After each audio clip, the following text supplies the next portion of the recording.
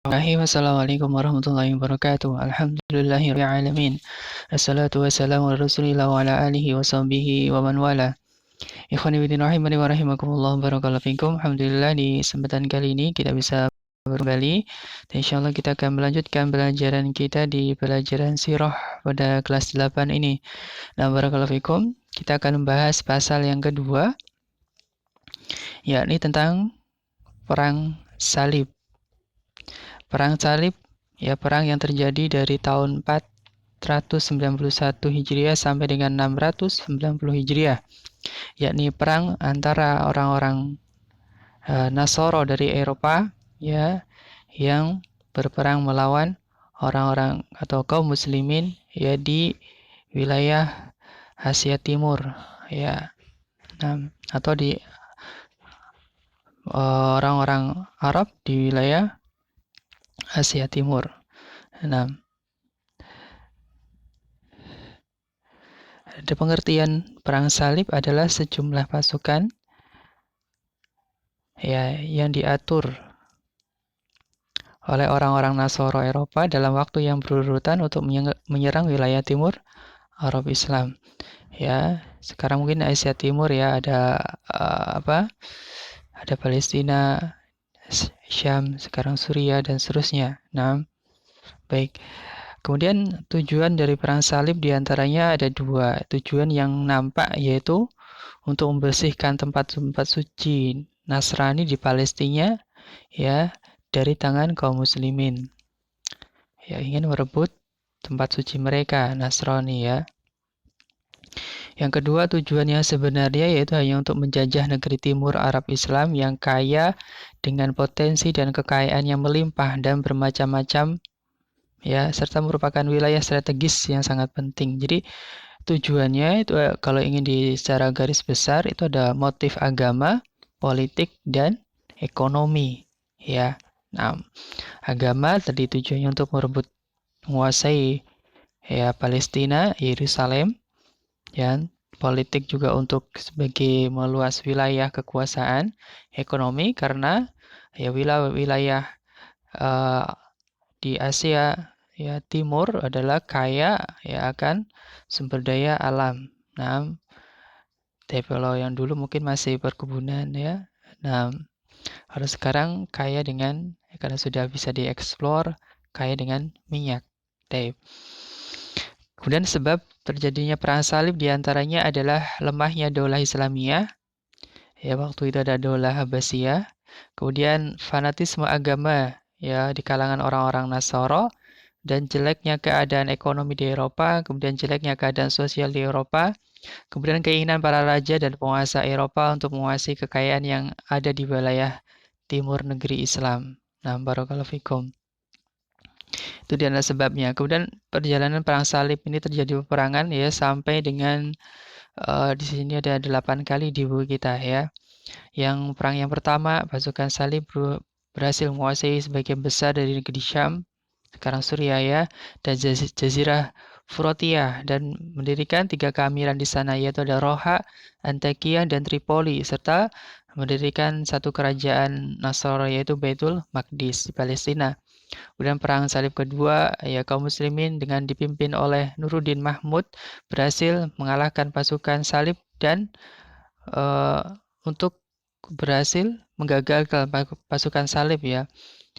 Kemudian yang ketiga, pasukan salib merebut kembali kota-kota yang berada di pinggir pantai dan membuat perjanjian damai pada tahun 588 Hijriah. Nanti perjanjian Ramlah namanya.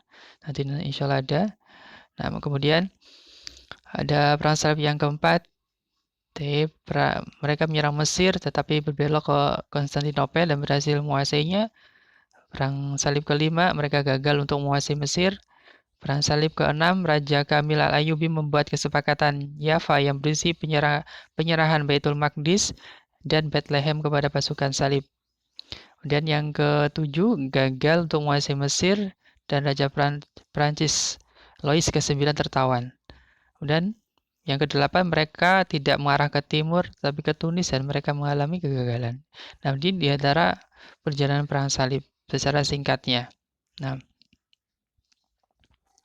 dan ini adalah peta ya lebih tergambar di benak kita ya dari orang-orang Nasoro di Eropa, ada Prancis, Jerman, Inggris. Itu besarnya adalah itu mereka bergerak ke Damaskus dan juga Yerusalem di Palestina. Nah, sekalian lihat ya di bahasa Inggrisnya perang salib itu The Crusade ya. Crusade artinya perang salib. Nah, untuk pengetahuan saja. Oke, barakallahu fikum. Nah, kita lanjutkan tentang perang salib yang pertama. Pada tahun 491 sampai 492 Hijriah. Pasukan salib bertemu di Konstantinia atau Konstantinopel dan berhasil mengalahkan Salajikoh ya. Ini dari kerajaan kaum muslimin di Asia Kecil dan membentuk 3 keamiran tadi ya. Ada Roha Angkatiyah, Tripoli dan satu kerajaan di Baitul Maqdis. Kemudian pasukan salib ketika masuk Kudus ya Palestina itu membunuh ya sekitar 10.000 muslimin di Masjid Umar. Ya Masjid Umar adalah masjid yang dibangun untuk menghormati dulu yang pertama kali membuka Palestina ya adalah di waktu Khalifah Umar bin Khattab. Maka dijadikan masjid di situ. Nah, dan beda sekali antara dulu waktu kaum muslimin menguasai Kudus Palestina ini ya dengan penuh adab, nah, tidak membantai, ya, tidak semuanya dibunuh, wanita, anak-anak itu tidak dibunuh, dan tidak semua ya orang-orang itu dibunuh. Tapi beda sekali dengan pasukan orang-orang kafir Nasrani ini sangat kejam. Mereka membantai kaum muslimin. Ini di masjid saja ada 10.000. Kemudian juga memusnahkan penduduk Kudus ya Palestina yang berjumlah 60.000 dalam waktu 8 hari. Tidak dibedakan antara laki-laki, anak-anak, perempuan, semuanya dibantai oleh mereka. Menunjukkan tentang kebengisan mereka. Ya sangat beda dengan agama Islam yang penuh dengan kesantunan dan adab. Kemudian setelah kaum muslimin mengalami ya kemunduran atau kegagalan dengan terlepasnya Al-Qudus ke tangan orang-orang Nasara, maka Imaduddin Zanki ya berusaha untuk menyatukan kembali kaum muslimin dalam satu barisan dan akhirnya berhasil merebut kota Roha atau Edessa ya, dan kemenangan ini disebut dengan Nasrul Ansar atau kemenangan penolong yang karenanya terjadi ya menjadi awal kemenangan-kemenangan berikutnya melawan tentara salib. Kemudian pada perang salib kedua, pasukan kedua dari penguasa Eropa dan Raja Eropa untuk menyerang Damaskus. Namun mengalami kegagalan karena persatuan kaum muslimin di bawah pimpinan Nuruddin Zanki. Nuruddin Zanki ini adalah anaknya dari Imaduddin Zanki, ya putra beliau yang menggantikannya. Nah, kemudian akhirnya pasukan salib bisa telusir dari Damaskus. Nah, dan perang salib yang ketiga,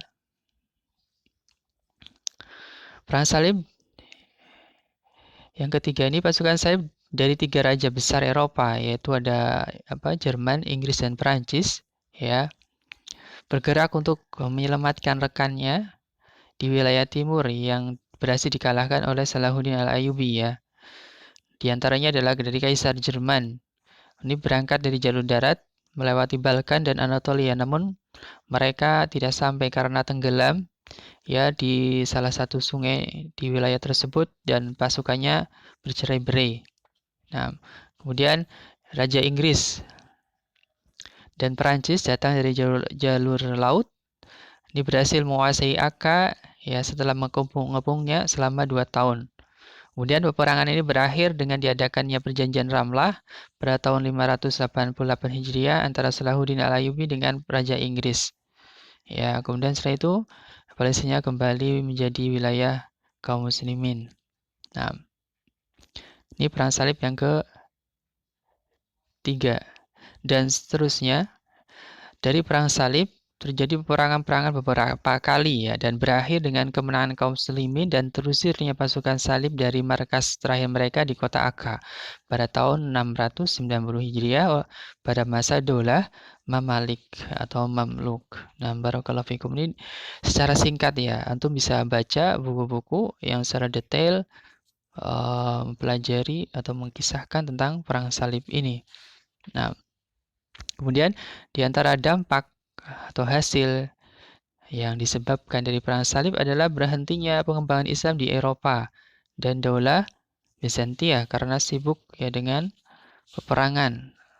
Nah, kemudian juga berpindahnya ya kejayaan kemajuan Arab Islam ke Eropa. Kemudian yang ketiga, hancurnya sistem feodal di Eropa dan muatnya kekuasaan para raja. Kemudian munculnya kota-kota, desa-desa, benteng-benteng dan menjadi baru di negeri-negeri Islam yang sebelumnya tidak ada.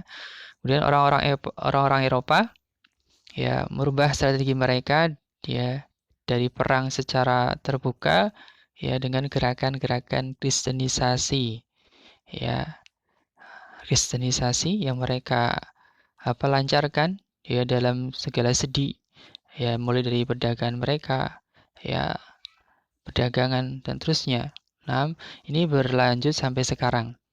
Mereka melakukan kristenisasi terhadap wilayah-wilayah kaum muslimin. Nah, barakallahu fikum. Tab ini dari beberapa secara singkat ya tentang perang salib. Nanti antum bisa baca yang lebih detail pada buku-buku yang mempelajari tentang perang salib ini. Nah, barakallahu fikum. Sampai di sini dulu. Allah Ta'ala alam. Subhanakallahumma bihamdika asyhadu an la ilaha illa anta astaghfiruka wa atubu ilaik. Assalamualaikum warahmatullahi wabarakatuh.